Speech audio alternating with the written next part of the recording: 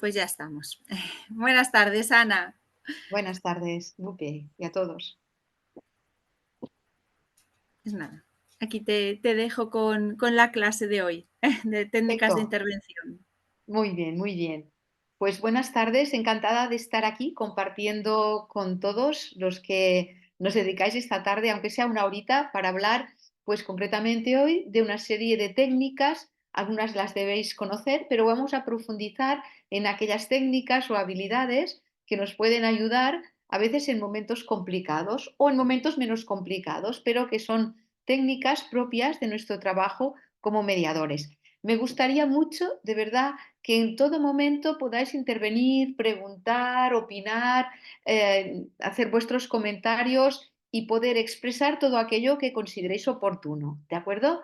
O sea que dados por participantes y que en todo momento podáis eso, decir aquello que consideréis apropiado o la duda que tengáis y así compartimos entre todos y se hace un poco más ágil, ¿de acuerdo? Bien, ¿veis esta diapositiva? ¿Sí?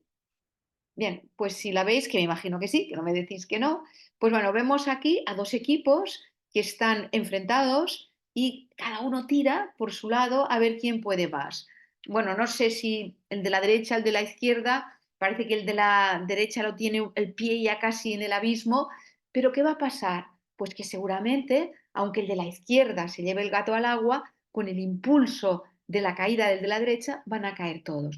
Y eso es muchas veces lo que pasa en los conflictos, en las discusiones, en las discrepancias, que al final llega aquello que mal que pierda. O sea que yo hago que el otro pierda, pero yo también pierdo. Es la peor solución, la peor gestión que se puede hacer de un conflicto. Nosotros, por el contrario, desde la mediación, evidentemente, tenemos otra filosofía, que es la filosofía de colaborar, tender puentes, cada uno aporta un esfuerzo. Y os quería poner esta imagen porque a veces sin querer hablamos de que hay que ceder, hay que encontrarse en un punto medio, pero cuidado con lo de las cesiones, todo y que, por ejemplo, en la escuela de Harvard se habla de cesiones, en negociación es una propuesta. Pero como la utilización del lenguaje es muy importante, es mejor hablar a veces de esfuerzos, esfuerzo del uno, esfuerzo del otro, y de alguna manera darles a entender que sin ese esfuerzo de acercamiento, más que cesión, esfuerzo de acercamiento, posiblemente no se llegue a nada. Mirad, conozco un mediador que él cuando recibe a las partes en la mediación les dice, ¿ustedes a qué vienen aquí? ¿Vienen a que les dé la razón o a qué? Porque si vienen a que les dé la razón no va a servir de nada, se pueden ir a juicio, ¿no? Entonces, es verdad, a mediación no venimos para que nos den la razón, no venimos tampoco para ganar y hundir al otro, venimos a mediación para hacer el esfuerzo necesario y suficiente para poder conseguir un acuerdo equilibrado que satisfaga la mayor parte de los intereses. Esa es nuestra finalidad.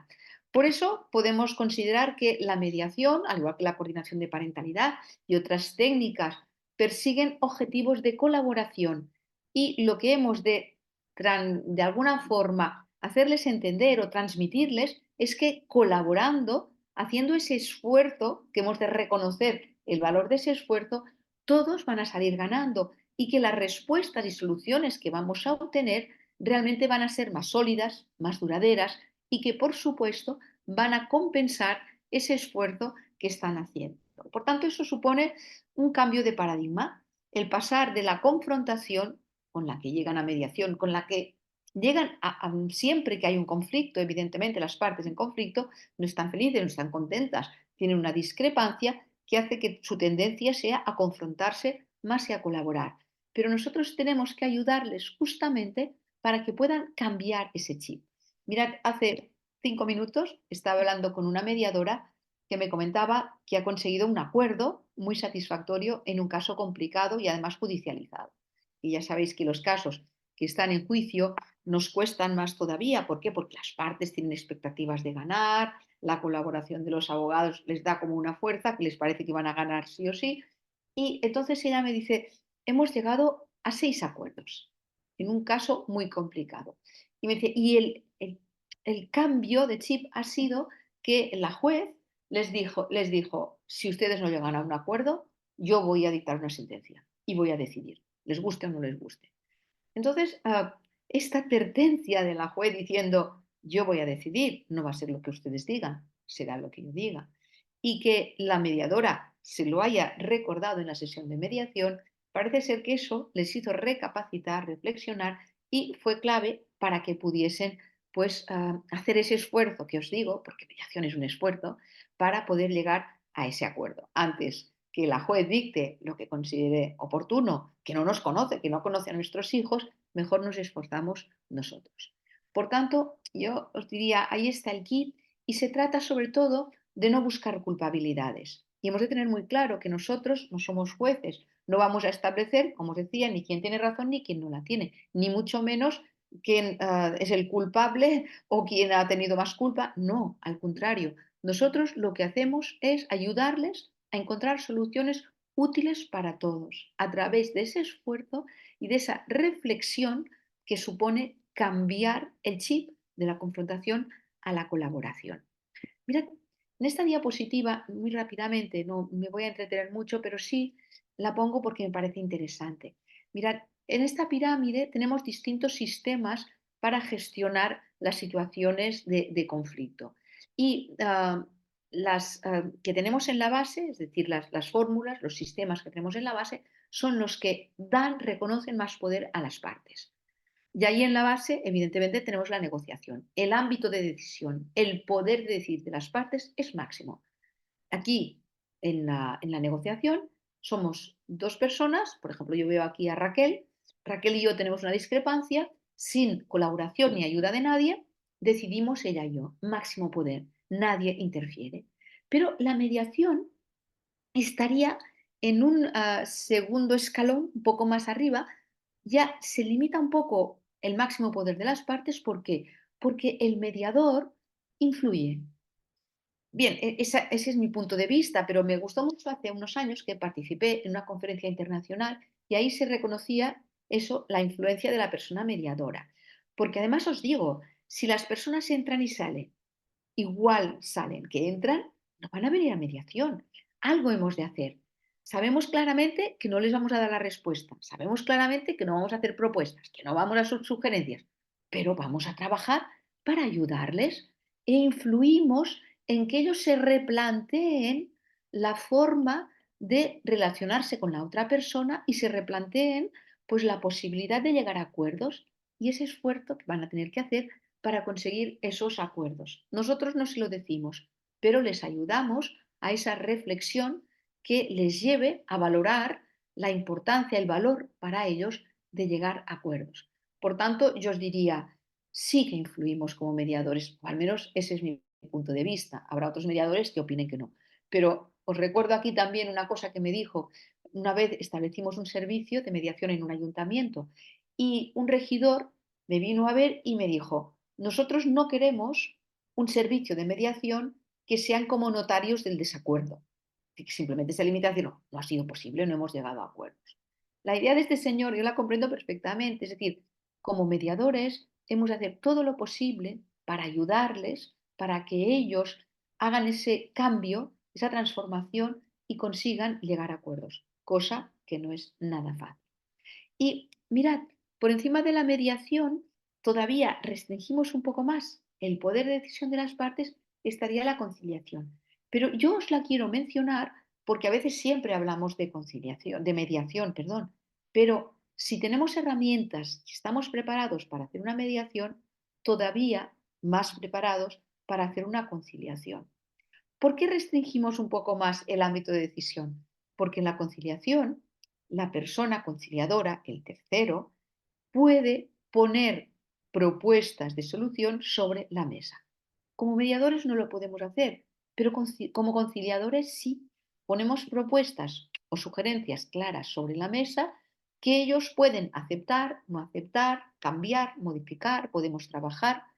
Y os lo quiero mencionar para que no lo descartemos de nuestro baúl de recursos. Puede haber personas que más que una mediación quieran una conciliación. Y os voy a explicar un caso que me sucedió a mí hace unos 2 años. Vinieron unas personas que alguien les había recomendado y me dijeron que querían una mediación. Yo hice la primera sesión como mediadora, utilizando técnicas mediadoras, pero una mediación tal cual. Y al finalizar la sesión, lo que hago es que siempre les pregunto cómo se han sentido, si era esto lo que esperaban de la mediación, si esperaban otra cosa, si ha habido algo que no les ha gustado, porque si yo les hago esa pregunta, pues me dan la oportunidad de si algo no les ha gustado, que yo pueda rectificar o que pueda defender el por qué lo he hecho, ¿no? Entonces la señora me saltó rápidamente cuando yo les pregunté si era eso lo que esperaban y me dijo, no, no es esto.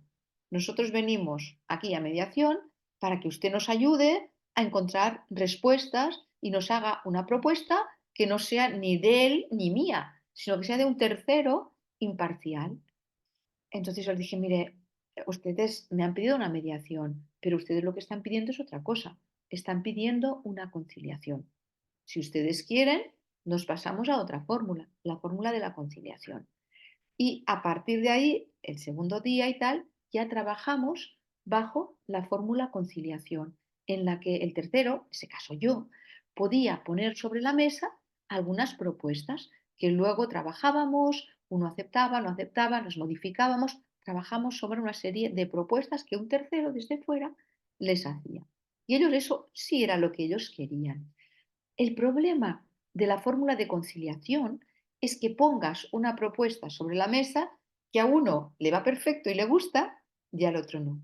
Y al que no le gusta pueda pensar que tú has perdido la imparcialidad y que estás favoreciendo a una de las partes. Ahí estaría el problema. Pero tenedlo en cuenta también, porque puede ser que os encontréis situaciones en que las partes, más que una mediación, quieran una conciliación, en la cual el tercero, pues realmente tiene más poder para poner sobre la mesa alguna propuesta. No sé si con lo que os he dicho, a las personas que veo, tenéis alguna duda, algún comentario, estáis de acuerdo, alguna protesta, podéis claramente hablar, ¿eh? Nadie quiere decir nada, ¿no? Bueno, pues vamos a seguir un poco más adelante. Bueno, como veis, las diferentes fórmulas son fórmulas mixtas y cada vez el poder de las partes es menos hasta que llegas a juicio y ahí el único poder que tienes es poner la demanda o la denuncia, porque allí ni escoges a quién va a decidir, sino que se hace por reparto y el que decide claramente es el juez. ¿Eh?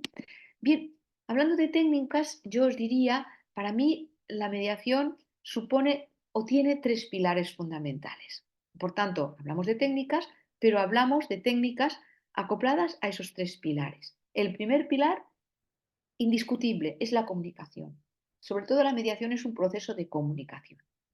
El segundo pilar es la transformación. A ver, esto no es Lourdes, no vamos a transformar a las personas, pero sí se trata de, a través de esas reflexiones que nosotros hacemos, que ellos vean que pueden transformar la forma de gestionar esa discrepancia. Y el último pilar es la negociación.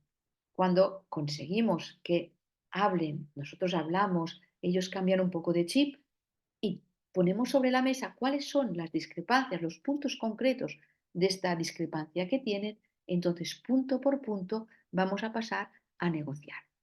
Bien, si yo os digo que el primer pilar, y supongo que estáis de acuerdo, es la comunicación, pues la comunicación es fundamental. Y mirad, la comunicación se hace a través de las palabras como de la comunicación no verbal. Y es más, hay muchos expertos que dicen que la comunicación no verbal es incluso más importante a veces que la verbal. Algunos llegan a decir que un 80-90% de la comunicación es no verbal, es como una cosa de piel. Entonces, cuando yo hablo de la comunicación no verbal, ¿de qué estamos hablando?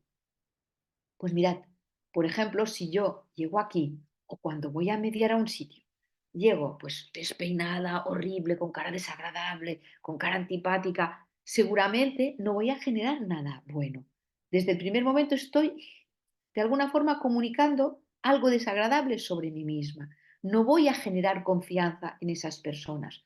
Por lo tanto, incluso más allá de las palabras, yo os diría, es muy importante desde el primer momento que esas personas confíen en la mediación y confíen en la persona que va a realizar esta mediación. Por tanto, hemos de intentar uh, empatizar incluso con nuestro aspecto con esas personas. Os voy a poner un ejemplo también de hace ya al menos 4 o 5 años. Teníamos una mediación, digo teníamos porque íbamos a hacerla en conjunto con un compañero. El compañero y yo íbamos a hacer una mediación una mediación pues entre dos empresarios bastante de alto copete y tenía que hacerse esa mediación en el despacho de uno de los abogados. Bien, yo llegué allí y al cabo de un momento llegó mi compañero. Mi compañero iba con bambas, con tejanos, totalmente casual por decir algo. Y empezaron a llegar los dos empresarios, sus abogados, iban todos con corbata, iban todos con americana. Eh, Mi compañero, antes de empezar, me dijo, oye, Ana, se sintió a disgusto, claro. ¿Por qué? Porque estaba fuera de lugar un poco, ¿no? Entonces me dijo, Ana, ¿verdad que la vas a hacer tú, esta mediación? Y luego otra ya la haremos conjuntamente. Pues vale, vete, ya la hago yo. ¿Por qué? Porque evidentemente, aunque sea una cosa de piel, como os digo, que no sepas exactamente, ves personas que a lo mejor no encajan con tu forma de presentarte. Es lo mismo que si yo me voy a hacer una mediación comunitaria en una zona más depauperada, en una zona de dificultades económicas, y voy súper elegante y yo qué sé, un gran abrigo, un gran bolso, primero puede ser que desaparezca el bolso, pero lo segundo, esas personas a las que yo quiero, pues de alguna forma ayudar, colaborar con ellas y tal, puede ser que mi aspecto genere ya un rechazo de entrada. Por eso no despreciéis el aspecto físico y vuestra forma de presentaros en la mediación en concreto respecto a las personas con las que vais a trabajar.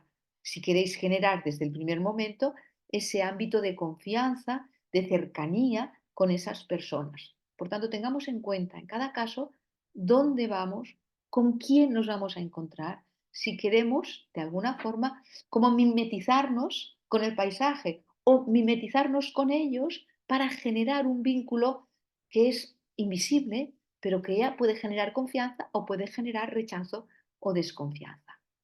Bien, por ejemplo, la comunicación no verbal facial. Es, es desde el primer momento que yo intento, por ejemplo, no sé, regalar una sonrisa, que no cuesta nada. Pero lo mismo que eso, si yo cuando me encuentro con esas personas están muy serias o están muy tristes, ves que el problema realmente les acongoja, lo que yo no puedo hacer en esa especie de mimetización que os digo, si ellas están tristes, yo ja, ja, ja, ja, ja, ja, ja, ja, ja, porque igualmente crearé como una barrera frente a esas personas. Por tanto, tened en cuenta esta comunicación no verbal, que la hacemos incluso con nuestra presencia, con la forma de presentarnos, con nuestra expresión facial, con la forma de acercarnos a esas personas. Pero evidentemente también es muy importante lo que es la comunicación verbal, las palabras que utilicemos. Y ahí yo os diría, en mediación es muy importante que controlemos, tengamos en cuenta el tipo de palabras que utilicemos. Las palabras son muy importantes. Las palabras crean acción y reacción en los demás. A ver, si a mí alguien me dice, eres una malísima profesional, o eres un bodrio, qué mal que lo haces, a lo mejor preferiría que me diese una bofetada. ¿Eh? Me puede hacer más daño que un golpe. ¿Por qué? Porque son palabras que pueden herirte. Entonces, nosotros, cuando estemos en mediación como mediadores, hemos de cuidar también nuestro lenguaje, que nuestro lenguaje no sea un lenguaje que todavía empeore más la situación de discrepancia o conflicto entre esas personas.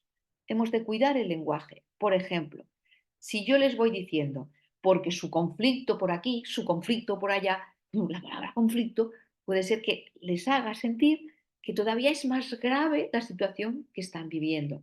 Por tanto, yo desaconsejaría, por ejemplo, cuando estás con ellos, utilizar la palabra conflicto. ¿Por qué? Porque la palabra conflicto es como muy subjetiva, refleja como un enfrentamiento, una contraposición y puede acelerar el nivel de malestar entre esas personas. Mejor, por ejemplo, hablar de problema, porque si hablas de problema, sugiere como solución, una solución o muchas soluciones, o incluso a veces la situación que les ha traído aquí, a la situación que les preocupa, este momento que están viviendo, es decir, no hablar de conflicto. Si conviene hablar de problema, y a veces ni siquiera de problema, hablar de situación, de lo que les preocupa, del tema que les ha llevado aquí, como vosotros queráis, pero ya de alguna forma no poner más gravedad al asunto. Además, hablando de esta comunicación tan importante, imaginaros que ellos empiezan porque están enfadados, porque tú haces esto, porque tú aquello, porque tú. Si llegamos a esta situación como de careo, puede ser bueno que les digamos, miren, a partir de este momento, pues no vamos a hablar del tú, vamos a hablar del yo. Yo me siento preocupada, me siento triste con lo que ha pasado, me siento enfadada con lo que tú estás diciendo, yo no estoy de acuerdo con lo que tú dices. Es decir, en lugar de utilizar un lenguaje acusatorio del tú, hablemos desde el yo. Si yo me siento mal, me siento triste, me siento enfadada, es cosa mía. Es cosa mía, es una reacción mía. Eso no es criticable, ¿no? Y aparte de eso, otra fórmula para hablar con estas personas es facilitar que hablen de necesidades, es decir, que cada parte ponga sobre la mesa, que manifieste aquello que necesita. ¿Qué necesito? ¿Y qué necesito de ti, no? ¿Qué es lo que necesito? ¿Qué es lo que quiero? ¿Y por qué lo quiero? En lugar, por tanto, de utilizar un lenguaje acusatorio, utilicemos un lenguaje basado en las necesidades. Necesidades en general que yo tengo y necesidades que tengo respecto a ti. ¿Qué es lo que quiero? Y también, finalmente, si hablamos del lenguaje, pues transformar el lenguaje negativo con el que llegan. Ellos, evidentemente, no están felices, no están contentos, llegan con un lenguaje negativo. Entonces, lo más usual es que digan, esto no me gusta, no quiero esto. Entonces, nosotros, como mediadores, transformamos ese lenguaje, ¿no? Bien, de acuerdo, Pepe, no le gusta esto, pero Pepe, ¿qué es lo que a usted le gustaría? ¿Eh? ¿Qué es lo que usted quisiera? O sea, transformas ese lenguaje negativo con el que llegan por otro lenguaje positivizado. Bien, nos hemos enterado de qué es lo que no quieres, pero ¿qué quieres? ¿Qué necesitas de la otra parte? ¿Eh? Eso realmente puede ayudar a que nos centremos en hablar de necesidades. Y precisamente ahí estaría la comunicación no violenta, que es una fórmula de comunicarnos, pues de Marshall Rosenberg. Ahí hay un libro que se llama así, La comunicación no violenta, y que os lo recomiendo. No es un libro muy grande, pero es un libro que es muy útil para que tratemos en cada situación de identificar cuáles son las necesidades de cada parte. Y sobre todo, si hay un reproche, si hay un enfado, tratar de identificar, de encontrar cuál es la necesidad no satisfecha que ha motivado ese reproche. Y en todo caso, hemos de fomentar que expresen sus necesidades. Como os decía antes, ¿qué necesitas? ¿Qué necesita uno respecto al otro? Porque realmente cuando las personas empiezan a hablar de aquello que necesitan, en lugar de hacerse constantemente reproches mutuos, tienen más posibilidades de poder satisfacer esas necesidades no satisfechas. ¿Eh? Bien, este libro es muy interesante, como os decía. Incluso él explica una anécdota porque él opina que cuando alguien nos dice algo desagradable, nosotros no tenemos que actuar de forma reactiva, sino que también intentar adivinar o encontrar detrás de eso desagradable que nos han dicho, qué es lo que hay, qué necesidad no satisfecha tiene esa persona para hacernos ese reproche en ese momento. Y él precisamente en su libro explica una anécdota que hace unos, es de años, este libro tenía pues como, no sé, 15 años seguramente o más. Entonces él fue a hablar de su libro a una zona del mundo que desgraciadamente necesita mucho de la comunicación no violenta, fue precisamente a Palestina, un lugar que evidentemente en este momento también está en el ojo del huracán, y entonces ahí dice que tenía que dar una charla sobre su libro y sobre la comunicación no violenta, y cuando él llegó al auditorio tenía un traductor, y cuando el traductor empezó a traducir Marshall Rosenberg, judío, bueno, norteamericano de origen judío. Bueno, cuando dijo norteamericano de origen judío, pues parece que el auditorio se venía abajo, la gente gritándole, insultándole, malnacido, asesino, asesino de niños, murder. Bueno, entonces él, dando ejemplo de la filosofía de su libro, en lugar pues de decir, no, yo no soy un asesino, en lugar de actuar de una forma reactiva, cayó, escuchó, dejó que la gente se quejase y luego poco a poco fue interviniendo y de alguna forma preguntando el porqué de esa reacción y entonces la gente, cuando se tranquilizó un poco, empezó a hablar y decir, bueno, porque a veces venimos granadas y pone Made in USA. Nosotros no necesitamos granadas, no necesitamos gases tóxicos, necesitamos hospitales, necesitamos canalización del agua, etcétera, etcétera. Entonces, poco a poco la gente, sin él reaccionar, solamente preguntando, de alguna forma empezó a hablar de sus necesidades. Y Marshall Rosenberg explica que por la noche incluso uno de los que más le gritaban le invitó a su casa a cenar con él. ¿Eh? Bien, esta comunicación no violenta en la práctica tiene como, por ejemplo, 4 etapas. ¿Eh? Nos dice que para ponerla en práctica hay 4 etapas. Os voy a poner, por ejemplo, una situación de discrepancia para que veáis cómo se ponen en práctica esas 4 etapas. Entonces hay un ejemplo, en caso de familia, puede ser, me disgusto con mi hijo porque nunca arregla su habitación. Se marcha de casa sin hacer la cama y la tengo que hacer yo porque quiero que la habitación esté arreglada. Entonces, en este caso, si queremos poner en práctica lo de la comunicación no violenta, se trataría de que cuando tú hablas con tu hijo, en lugar de decirle, ya está bien, no haces la cama, eres un descuidado, en lugar de todo eso, pues vamos a seguir las etapas que nos dice Marshall Rosenberg. Primero nos dice, hacemos un comentario que es una observación objetiva de la situación que no satisface mis necesidades. Entonces sería decirle a tu hijo, ¿no? Cuando sales de casa sin hacer la cama, tu habitación queda desordenada y la casa no está arreglada. O sea, una observación objetiva. Observo objetivamente cuál es el motivo de mi disgusto. Una observación objetiva. No critico, no digo, simplemente una observación muy objetiva. Segundo, me siento disgustada porque veo que la casa queda desordenada porque hay una habitación que no está bien. Entonces, fijaros, primero observación objetiva. Segundo, ya el sentimiento que a mí me crea, el disgusto que yo experimento. Fijaros que todavía no le he acusado de nada. ¿Eh? Observación objetiva, sentimiento que a mí me despierta esa situación. Tercero, necesidad. Necesito que me ayudes para que la casa quede ordenada cada día cuando nos vamos de casa. La necesidad. Y finalmente, cuarto, de cara al futuro, la acción futura que desearía. Me gustaría contar con tu colaboración para que de cara al futuro la casa y tu habitación estuviesen siempre ordenadas.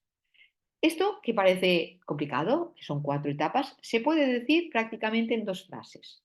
Sería, hijo, cuando sales de casa sin hacer tu cama, la casa y la habitación están desordenadas.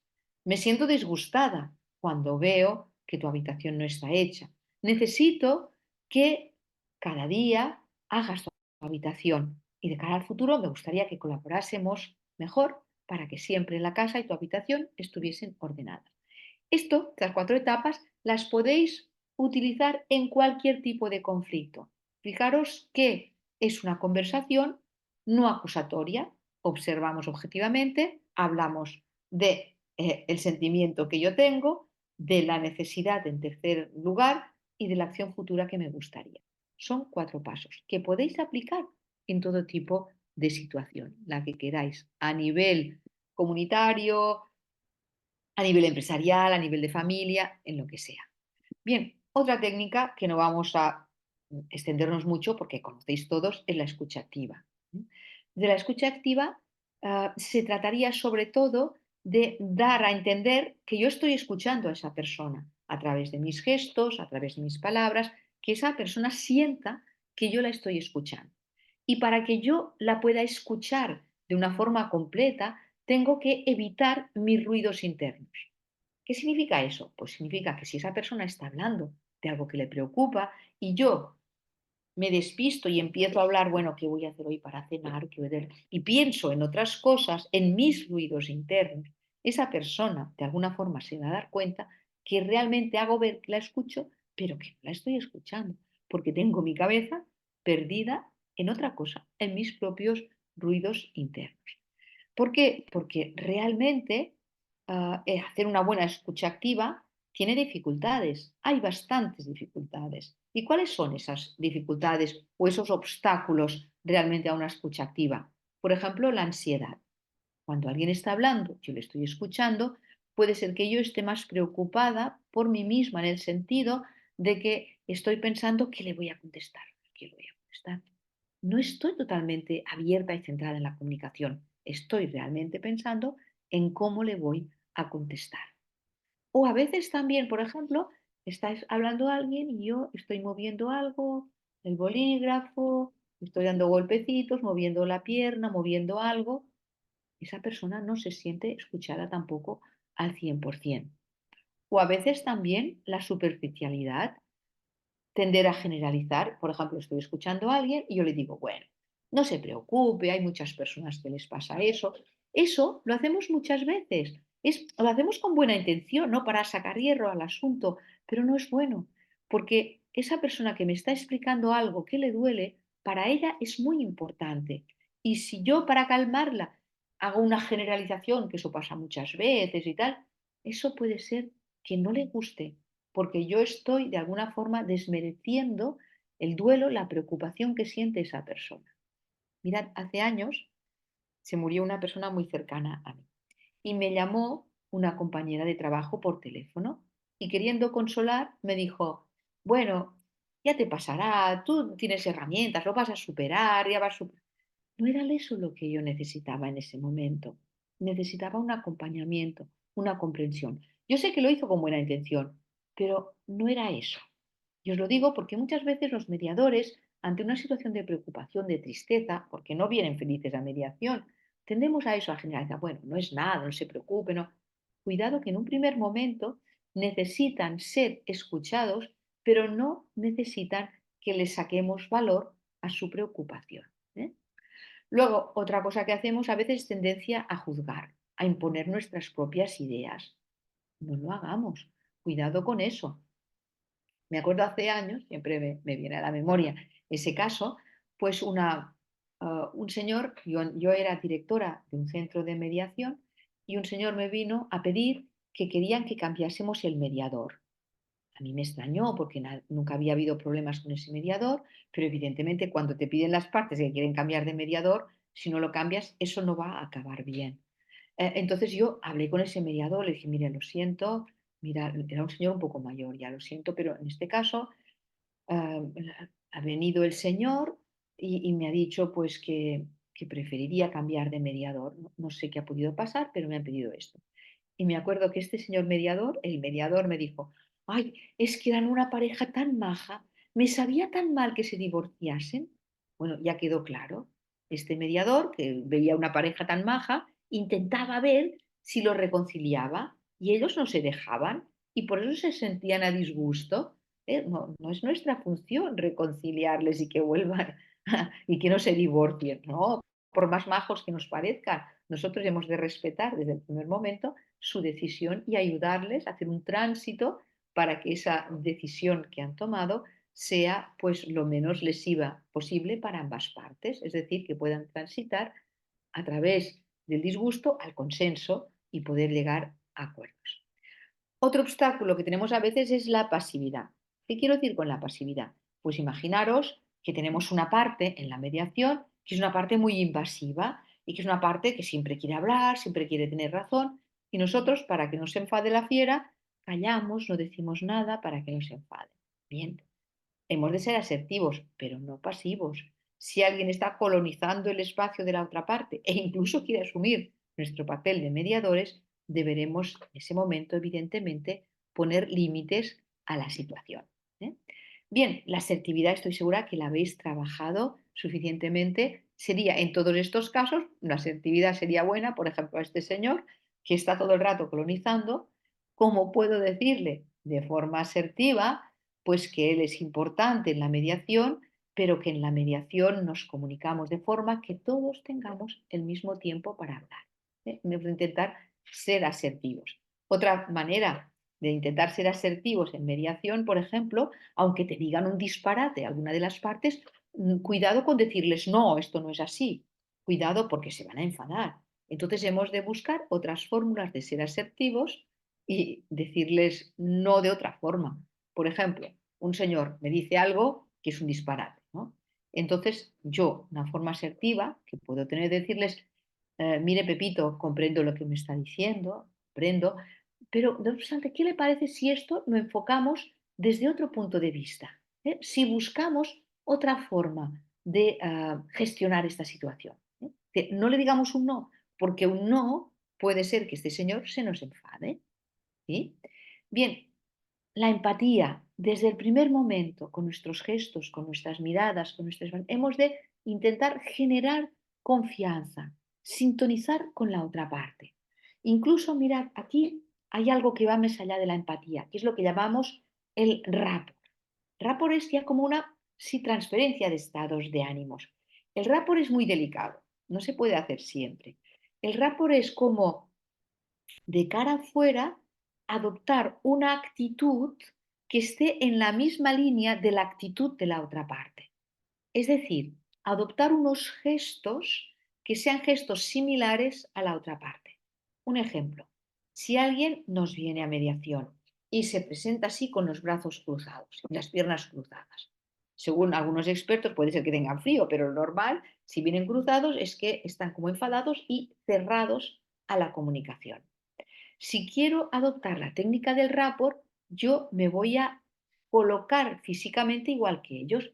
Cierro mis brazos, cierro mis piernas y la idea es que poco a poco yo vaya descruzando los brazos y entremos como una especie de baile, ¿no? Gestual en las que esa persona que estaba tan cerrada también abra sus brazos. Eso sería hacer un rapport.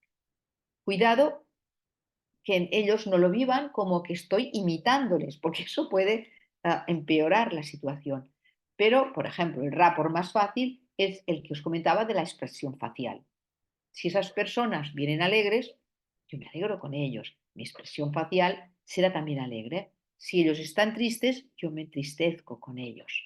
Intento de alguna forma estar en la misma línea o en una línea similar emocional y gestual en la que ellos están, para llegar a esa coordinación de estados de ánimo.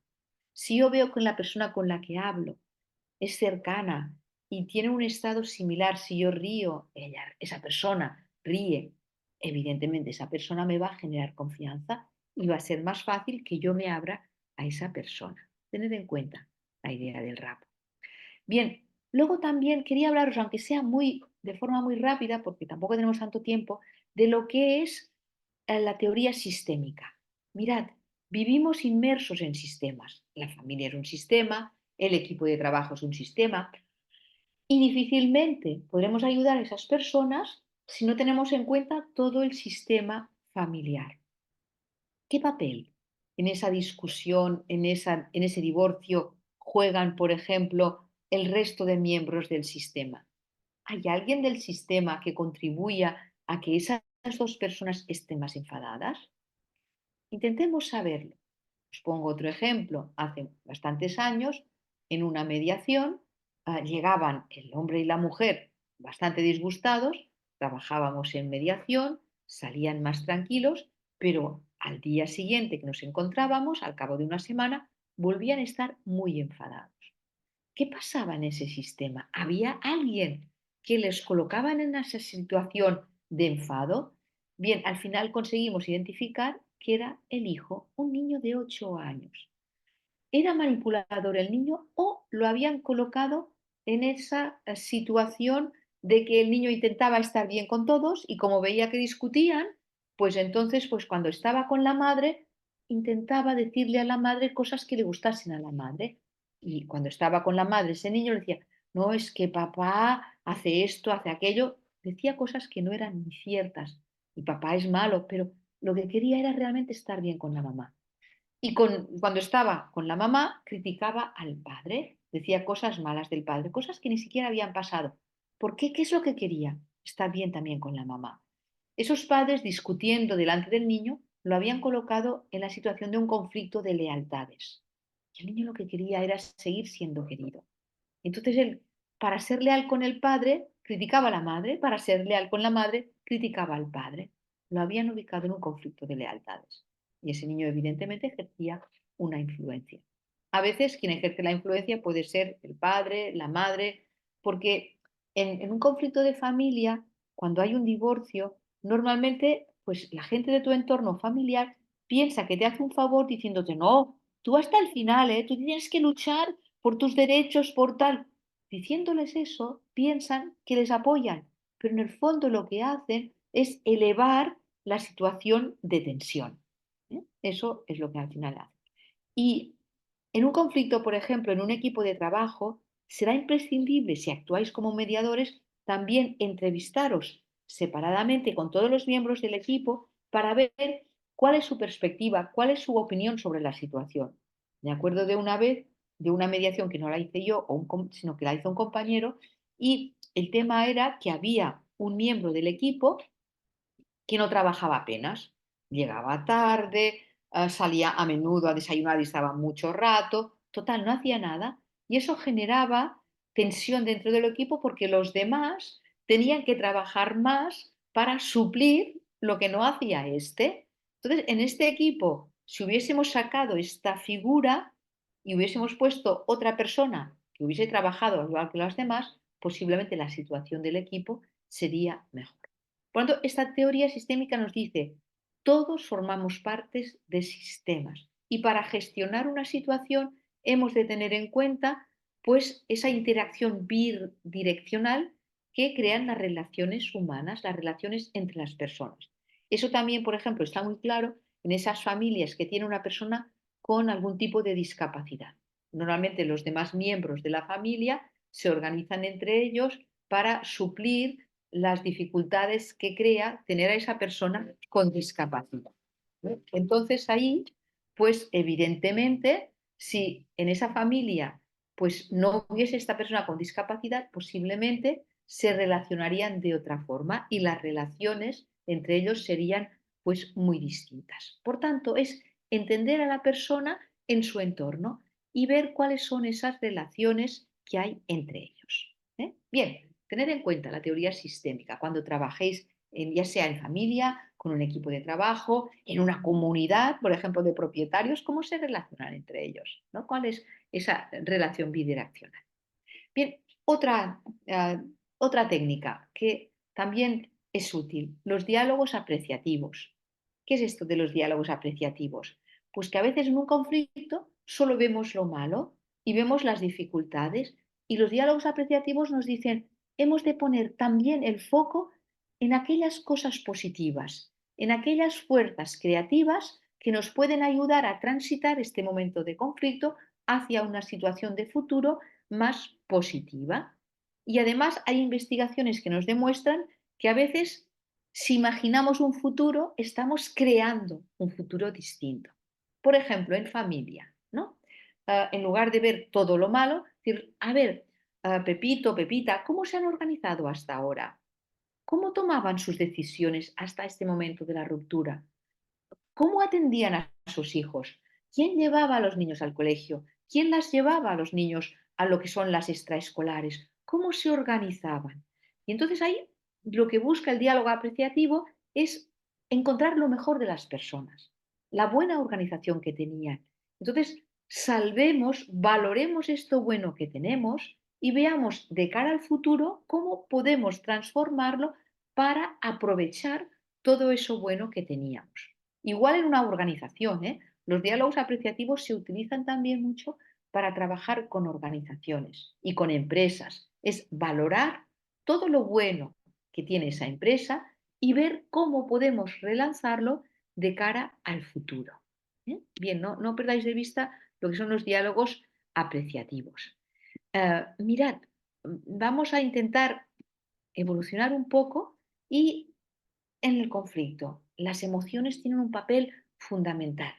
Las personas que están en conflicto se sienten totalmente inseguras y rígidas y cuesta a veces que cambien de posición. Mirad, otra persona que me ha llamado hoy, una mediadora, me ha dicho que estaban avanzando en una mediación, pero en un momento determinado parece ser que el abogado le ha dicho a uno que de entrar en mediación y seguir en mediación, el juez suspendería el juicio y la vista para ir a mediación. Bien, pues me explicaba esta mediadora que a partir de ese momento, esa parte a la que le ha dicho su abogado que van a suspender y eso se va a alargar, ha dicho que no quería mediación, que no, porque entonces todo hay que esa mediadora le ha intentado decirle, no, no es necesario que se suspenda. Nosotros trabajamos en los puntos muertos, pero esa persona se ha puesto totalmente rígida y ha sido imposible hacerla reflexionar. Es cierto que cuando las personas tienen un conflicto, a veces es difícil que flexibilicen posiciones.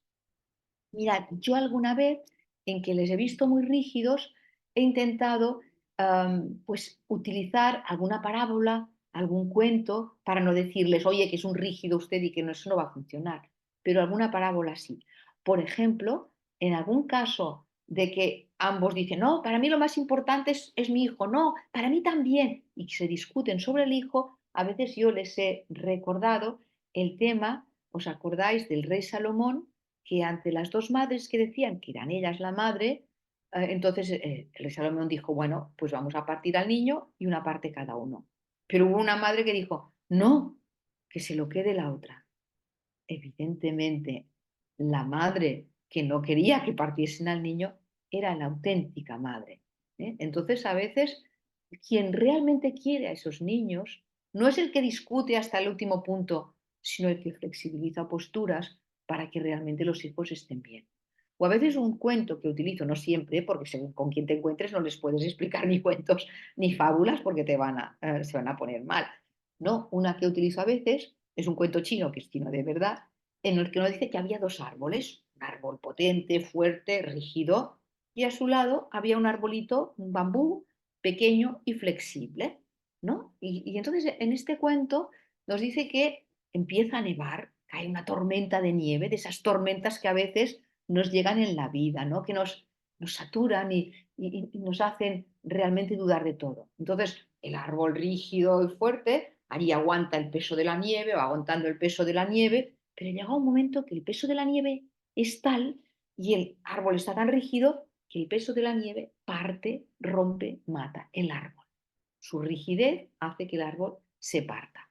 Y a su lado, que está este arbolito, que es flexible, que es como de bambú, pues sí le va cayendo la nieve, pero llega un momento en que se flexibiliza, se dobla y la nieve que le ha caído le cae al suelo. Y su flexibilidad lo salva. Bueno, en alguna ocasión, si veis necesario eh, poner algún ejemplo de ese tipo, a esas personas igual las puede ayudar. Bien, en todo caso, las emociones, pues hay que reconocerlas y hemos de reconocer si esa persona está muy enfadada o esta persona está triste. No es lo mismo estar enfadado que estar triste.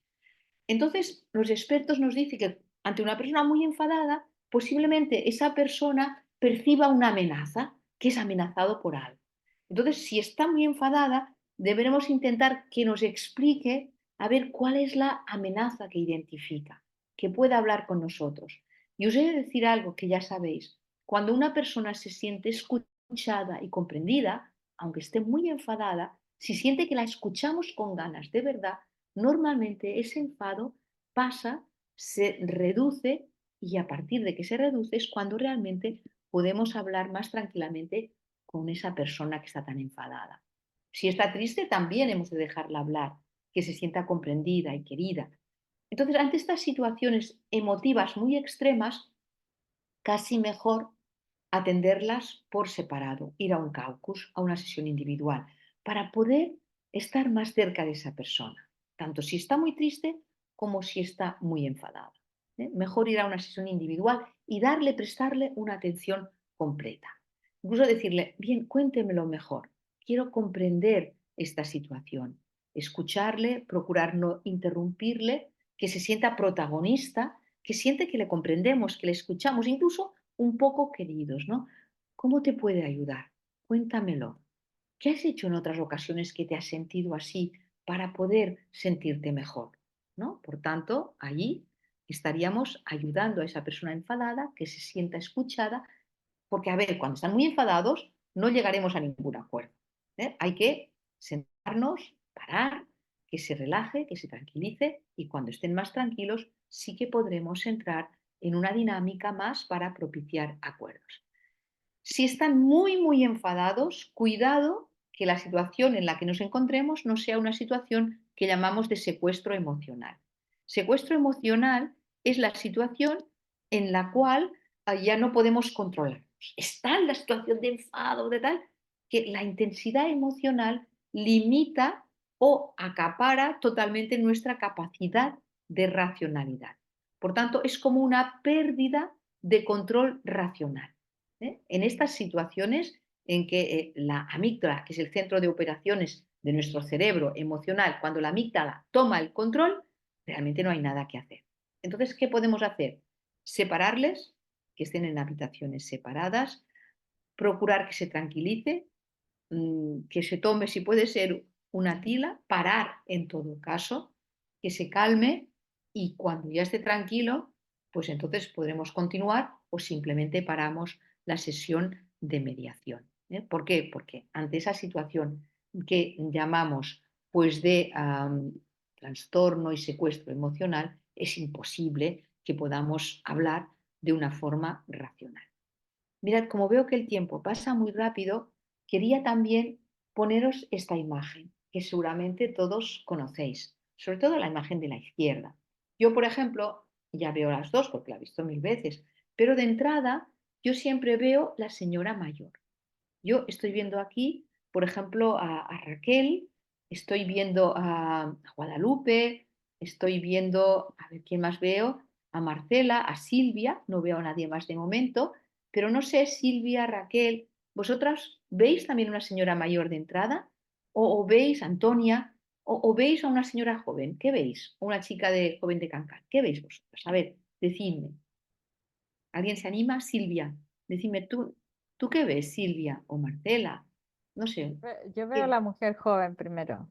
Vale, ¿ves? Tú ves a la mujer joven y estamos ante la misma imagen, ¿no? Y al lado, no sé si veis muy bien, pues está la imagen también de un perfil, pero dentro está un señor mayor que lleva un sombrero, parece un sombrero mexicano, y al lado una chica que es como una virgen. ¿Qué quiero deciros con eso? O, por ejemplo, mirad esta otra imagen, tenemos aquí tres, vemos la misma imagen de antes, pero aquí hay tres ya. Además hay un tercero, un señor con un bigote, y en el medio, no sé si veis un jarrón o veis dos perfiles, ¿no? Yo de entrada veo un jarrón, luego cuando me lo miro mejor veo dos perfiles. O la imagen total de la derecha, no sé si la veis o no la veis, pero aquí podemos ver como un indio, ¿no? ¿No? Silvia, ¿veis la imagen del indio o queda tapada aquí? Sí, sí, también se ve como un hombre como con un abrigo y que está entrando a un túnel oscuro. Exacto, Silvia. Es como un esquimal que intenta entrar en una casa o puede ser. ¿Por qué os pongo todo eso? Porque me gustaría mucho que nos quedase claro a partir de aquí que es muy importante, sobre todo que las partes entiendan que en mediación trabajamos a partir de perspectivas. Partiendo de eso, yo si les pregunto a esas personas, a ver, José, cuénteme qué ha pasado, es para mí una mala pregunta. Yo tengo que preguntarle, José, por favor, bajo su punto de vista, bajo su perspectiva, cuál es la situación, pero que desde el primer momento ellos tengan muy claro que lo que me van a contar es su perspectiva, su verdad, que es muy importante. Pero si ellos tienen claro que lo que va a contarme cada uno es su perspectiva, van a entender más fácilmente que el otro pueda tener una perspectiva o una visión diferente. Si yo le pregunto, José, cuénteme qué ha pasado, pam, pam, pam, José me cuenta lo que bajo su punto de vista ha pasado. Y luego digo, María, cuénteme usted qué ha pasado. María puede ser que me explique una cosa totalmente distinta. Y entonces, si uno me explica una cosa y el otro me cuenta otra, me ponen a mí en medio como en la situación de juez de decidir si ha pasado lo que dice José o lo que dice María. Y os ponen en una situación muy complicada. Para evitar eso, siempre preguntarles de forma que les quede muy claro que lo que te van a explicar es su perspectiva, es su verdad, que es buena, pero que el otro puede tener una perspectiva o una verdad totalmente distinta. Por tanto, en mediación partimos de perspectivas y buscamos no establecer la verdad absoluta, sino que buscamos ayudarles a que encuentren soluciones. Eso es lo importante. Por eso ellos a mediación, aunque vengan con la idea de demostrar que tienen razón, eso en mediación no es operativo. Lo que en mediación les ayudamos es a encontrar soluciones que sean útiles para todos. Mirad, otra imagen en el mismo sentido. A ver, aquí la señora, que parece una imagen de los años 40, ve un modelito con un sombrerito estupendo. El señor, evidentemente, está viendo otra cosa. O en esta imagen de aquí, estos señores, uno dice, es un 6, y otro, no, es un 9, es un 6, es un 9, es un 6. Pueden estar toda la vida, hasta que no cambian de perspectiva, no se van a dar cuenta que puede ser un 6 o puede ser un 9. Por tanto, el tema de las perspectivas es muy importante para que ellos acepten desde el primer momento que pueden darse perspectivas diferentes. O mirad esta otra imagen.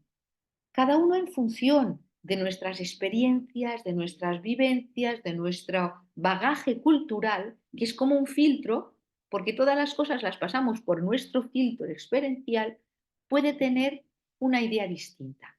La pregunta es la misma para todos. ¿Cuál es su opinión sobre la escasez de alimentos en el resto del mundo? El señor, que claramente viene de África, alimentos, ¿qué significa? El pobrecito no ve muchos alimentos, a veces veis que está con la piel y los huesos. El otro, el gordo europeo, que hasta ahora tampoco nos ha ido tan mal, escasez, ¿qué significa escasez? El americano, resto del mundo, hay otra cosa que no sea Estados Unidos. Y el árabe, opinión, ¿qué es esto de la opinión?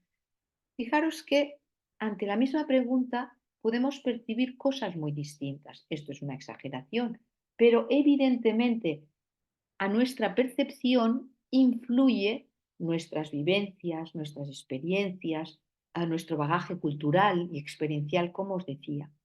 Si yo acabo de discutirme con mi pareja y acabo de dejar a mi pareja, luego estaré como muy escarmentada y posiblemente cuando conozca a otra persona iré con mucho cuidado para que no me pase lo mismo. Mi anterior experiencia condiciona mi actitud presente y futura. Y eso, como mediadores, hemos de tenerlo en cuenta claramente. Luego, ya voy terminando, hay otra cosa que es lo que llamamos el pensamiento segmentado, que como mediadores hemos de tenerlo en cuenta. A veces no es que te digan una mentira, es que solamente ven una parte de la realidad, aquella parte que evidentemente refuerza su relato. Mirad esta imagen, les dicen, pintad lo que veis por la ventana. Uno, el de la izquierda, que debe ser más bien pesimista, solo ve los barrotes. El de la derecha, que debe ser optimista, pues de la ventana solamente ve el paisaje. Entonces, muchas veces os vais a encontrar que las personas cuando te comentan cosas solamente ven una parte de la realidad, la parte que les interesa. Imaginaros, estoy con una pareja y me viene y la señora pues dice, es que siempre estaba por ahí, se iba con los amigos al bar, los domingos se iba al fútbol, siempre estaba por ahí, nunca estaba en casa. Para esta señora, evidentemente, le hubiese gustado que su marido hubiese compartido más tiempo. En cambio, hablo con el señor y te dice, sí, algunas veces salíamos por ahí, algunas veces íbamos al cine, algunas veces íbamos al parque. ¿Quién dice aquí mentiras? Posiblemente ninguno de los dos. Seguramente iban a veces al parque y al cine, pero para la señora las veces que iban eran insuficientes. Para el señor, en cambio, ya era suficiente lo que salía con su mujer.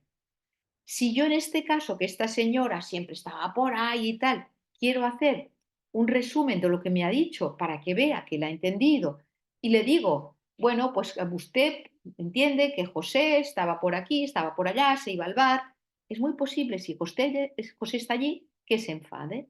Si yo en cambio, en lugar de parafrasear, hago una reformulación, es decir, busco qué necesidad no satisfecha hay detrás de esta queja, yo le puedo decir, María, entonces por lo que entiendo, bajo su punto de vista, a usted le hubiese gustado que José hubiese compartido más tiempo con usted y con sus hijos.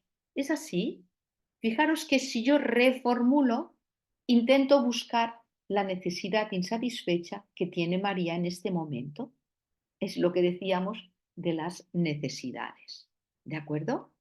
Bien, y ya con eso voy terminando. Sí que quería solamente terminar con una herramienta que para mí es útil. Esta herramienta es estructurar el proceso de mediación en etapas y ver cómo Evoluciono a medida que evoluciona la mediación. Mirad, dejo fuera la sesión informativa, que es cuando motivamos a estas personas para que vengan a mediación, para que puedan valorar que la mediación es útil, puede ser muy útil para superar esta situación. Pero ya cuando las tengo en mediación, ¿qué hago cuando las tengo allí? Pues mirad, primero hago un pequeño discurso, les explico para que sepan muy bien qué pueden esperar de la persona mediadora, quién soy, genero confianza en mí. Evidentemente, algún día será la primera mediación que vais a hacer, pero no os recomiendo que ustedes son mis primeros mediados. No, porque no generaréis confianza. Habladles de vuestra experiencia, de vuestra formación, incluso de vuestra experiencia profesional, aunque sea en otra cosa, para que piensen ellos que están en buenas manos, ¿no? Entonces yo les explico quién soy, mi formación, les explico también cuál es mi papel como persona mediadora. Por ejemplo, para mí es importante dejarles muy claro que yo no estoy para darles ni quitarles la razón. Yo no soy un juez, estoy para ayudarles, porque además estoy convencida que la mejor respuesta a la situación que están viviendo la tienen ellos, no yo.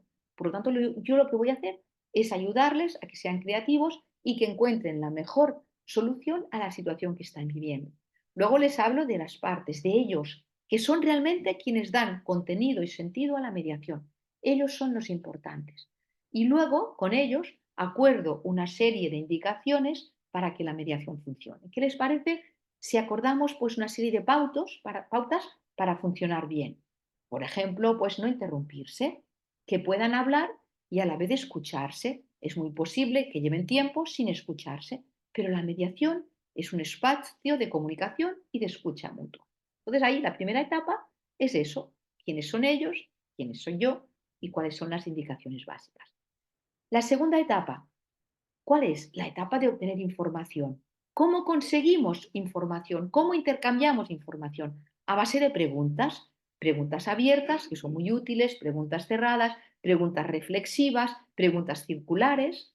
Y a base de todas estas preguntas, que no es más que el método socrático, esa información la tengo que ordenar. Y ahí entro en la tercera etapa, que es hacer la agenda. La agenda, por ejemplo, cojo el rotafolios, que para mí es una herramienta imprescindible, y entonces ahí yo hago como una T y, por ejemplo, en la agenda pongo puntos de acuerdo y puntos por acordar. Hago dos columnas. En los puntos de acuerdo, por ejemplo, si han acordado, pues poder llamarse cada día a las 8 de la noche para que el niño hable con la madre, cuando esté con la madre, o cuando esté con el padre, también llamarse. Pongo todos los puntos de acuerdo. Y si hay temas todavía por acordar, los pongo en la otra columna. Eso ya es un primer acuerdo. Es un acuerdo sobre aquellos microacuerdos que tienen y aquellos temas sobre los que seguiremos trabajando. Bien, a partir de que he ordenado el conflicto con la información que han intercambiado, a partir de ese momento entramos en la cuarta etapa, que es la etapa de negociar y consensuar. Entonces cojo los puntos de la agenda por acordar y punto por punto vamos trabajando esas cosas, esos temas que todavía nos faltan por acordar. Entonces allí lluvia de ideas, que hagan propuestas, abro otra hoja del rotafolio y les digo, sobre, por ejemplo, los horarios de los niños. A ver, ¿qué haría José? María, ¿usted qué haría? Y lo pongo todo junto, las propuestas de uno y de otro. Y hago como una especie de lluvia de ideas para que ellos vayan poniendo sobre el papel propuestas para que luego, en base a todas las propuestas, encontremos esas que sean aceptadas por todos. Y poco a poco llegamos a la quinta etapa, que es la etapa de ya ir cerrando los acuerdos. Y ahí sí, cuando se está en esa quinta etapa de acuerdos, primero hago un borrador con todo lo que me han dicho. Ese borrador se lo mando para que ellos lo piensen, lo mediten, lo trabajen, lo hablen con su abogado si tienen abogado y en base al borrador, cuando ya lo acepten plenamente, es cuando cerramos acuerdos. Acuerdos que pueden ser totales o acuerdos que pueden ser parciales. Y si es un acuerdo sobre una materia dispositiva, es decir, no hay hijos menores por el medio, un tema, no sé, yo aquí a Silvia le debo 10.000 euros y acordamos que se los pagaré en incómodos plazos pues de 2.000 euros al año. Entonces ese acuerdo es un acuerdo de libre disposición, cerramos el acuerdo, nos vamos al notario eleva a escritura pública y una vez elevado a escritura pública, este acuerdo de mediación tiene fuerza ejecutiva. Lo que significa que si yo no le pago a Silvia, Silvia coge ese acuerdo elevado a escritura pública, que es un acta notarial, se va al juzgado y el juzgado puede ejecutar ese acuerdo. Bien, un poquito, aunque sea resumido y ya veo que me he pasado de la hora, esas son las técnicas que yo quería compartir con vosotros. A ver, de lo que os he dicho, ¿alguna duda, algún comentario, algo que me queráis decir? ¿Sí? A ver, ¿alguien quiere comentar? Silvia, Marcela, Alicia, no veo a nadie más de momento. ¿Alguien tiene alguna duda? Antonia, veo a Sí, Antonia. ¿Sí? podría hacerte una consulta recién. Buenas tardes. Buenas Perdón tardes. que estoy bastante difónica. Bueno, Recién lo ponía en el chat. eh, Son dos métodos distintos, la mediación familiar y la coordinación de coparentalidad. sí. Y tenía entendido, capaz que es una confusión mía, que nosotros lo que vamos a ver son técnicas específicas en la coordinación de parentalidad. Más allá también ponía que me agradó mucho la clase, muy dinámica, que son conceptos que refuerza y que también son aplicables. Pero, Te por agradezco ejemplo, mucho. estos, Te no, agradezco no, por mucho. favor, o sea, lo digo de corazón. Yo también trabajo de coordinadora y dirijo un centro de mediación familiar en Argentina. Muy bien. Y la verdad que me gustó mucho, fue muy claro, muy dinámico, me gustó. Pero estaba esperando técnicas de coordinación de parentalidad específicas. Más allá Vale. que todo lo que dijiste es aplicable, válido y lo utilizamos con las familias, ¿no? Y sobre todo, por ejemplo, con lo que hablabas vos recién de las etapas de una mediación, son muy distintas a las fases de un proceso de coordinación de coparentalidad, donde las técnicas de intervención las vamos a aplicar de una manera en distintas, o sea, determinadas técnicas en una fase y no en otra, por ejemplo. Capaz que yo soy la que se confundió, pero pensé No, que no, eso no. era No, no. Perdona, ¿cómo es tu nombre? Porque no veo el nombre. Alicia, Alicia, Alicia, Alicia. perdona, Alicia. Alicia, te veo a ti, pero no veo el nombre. Perdona, Alicia. No, no, No, no, a ver, perdona. no te has confundido, porque estamos en un curso de coordinación de parentalidad. Lo que pasa es Claro, que yo entiendo que el coordinador de parentalidad es una persona que parte de las técnicas de mediación y las sí. utiliza o las readapta, como tú estás haciendo ya coordinación de parentalidad en Argentina. Y estáis muy Ujú. avanzados en Argentina y estáis haciendo una labor genial. Yo entiendo que, por ejemplo, todo el tema de perspectivas, todo el tema de la escucha activa, todo el tema de la Mm, asertividad. Yo entiendo que eso lo utilizáis, al menos aquí los total. coordinadores de parentalidad utilizamos también esas técnicas. Y Sí, luego sí, las fases de enfrentar un conflicto puede ser que evidentemente sean distintas, pero la idea es, desde el primer momento, generamos confianza en esas personas. Y sí, luego, pues de alguna manera, a través de nuestras preguntas abiertas, cerradas, que doy por entendido que las conocéis sí, sí, perfectamente, sí, pues entonces lo que hacemos es que pongan información sobre la mesa, pero no solamente información para nosotros como coordinadores o como mediadores, sino que intercambien también entre ellos información. Y esa información, yo cuando actúo como coordinadora también tengo que ordenarla. La ordeno para luego poder sin actuar. lugar a duda. Y Totalmente. no sé si estás de acuerdo o no, pero Alicia, sí que yo creo que partimos de personas que somos mediadoras, pero que luego adaptamos esas técnicas, evidentemente, a la coordinación de parentalidad, que tiene muchas más diferencias, porque en mediación actuamos de una forma más puntual y como coordinadora la intervención es mucho más amplia, mucho más extensa, trabajas con toda la familia, trabajas con la escuela. El trabajo de un coordinador de parentalidad es mucho más arduo. Además, no lo sé Total. qué hacéis en Argentina, pero supongo que también les dais vuestro teléfono y que os pueden llamar en cualquier Sí, momento, ¿no? sí, sí, sí, Entonces, tal cual, tal cual. es Incluso mucho. resalto esto que vos decías recién. Los coordinadores somos mediadores familiares. O sea, para mí es imprescindible. Yo no concibo un coordinador que no sea mediador familiar.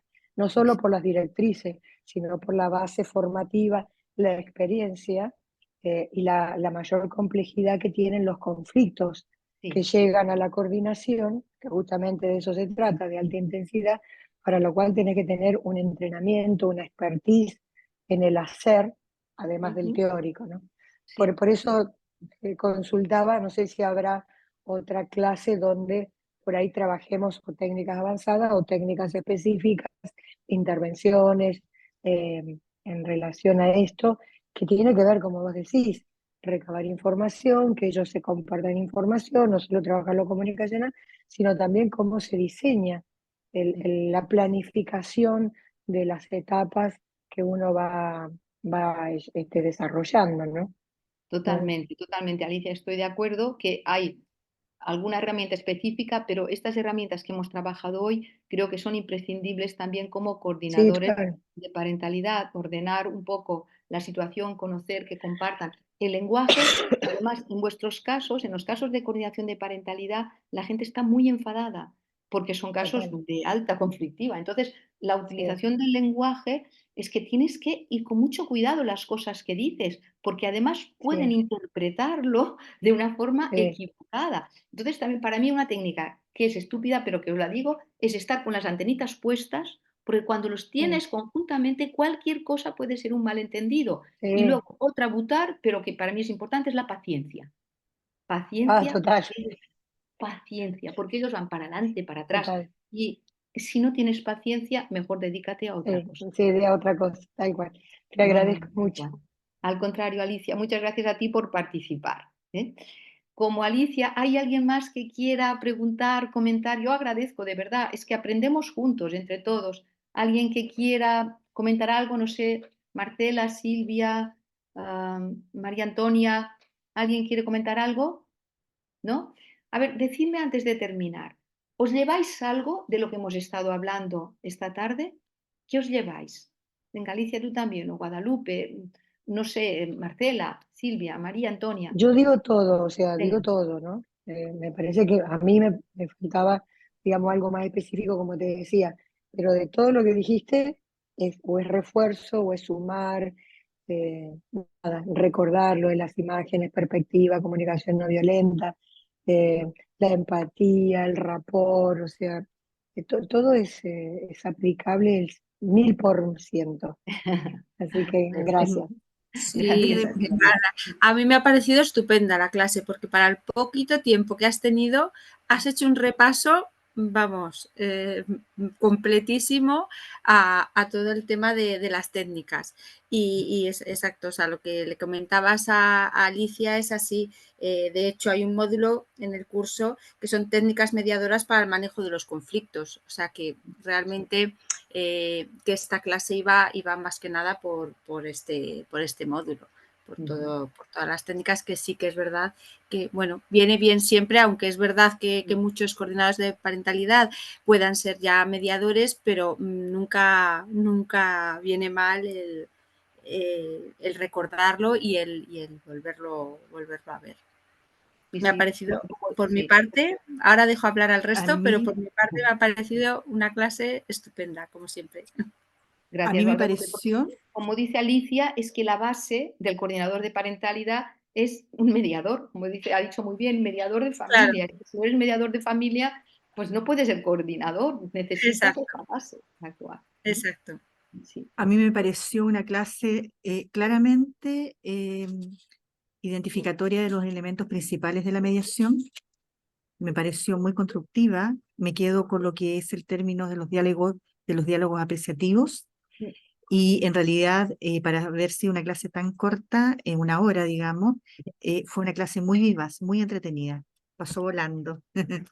Muchas gracias, Marcela, te agradezco mucho también tus comentarios. Y gracias, tienes razón, los diálogos apreciativos a veces no los tenemos en cuenta y también son importantes. ¿Eh? Muchas gracias. No sé, ¿alguna cosa más, María Antonia, Silvia, que queráis añadir por vuestra parte? ¿Algo que se ha quedado en el tintero? ¿No? Bueno, pues desearos un muy feliz fin de semana, agradeceros que hayáis compartido conmigo este ratito y os deseo mucha suerte en vuestra profesión, que se necesita, como hemos dicho antes, son profesiones complicadas pero a la vez muy bonitas. ¿Eh? Bueno, cuidaros mucho. Paso, Muchísimas ¿Sí? gracias. Al Ana, contrario. ¿Sí? Ana, antes que Dime. salgamos, paso ¿Sí? un aviso. Yo soy la persona que creé el grupo WhatsApp. Soy Marcela. Si alguien quiere integrarse, ya vemos 5. Habíamos 3, hoy se integraron 2 personas.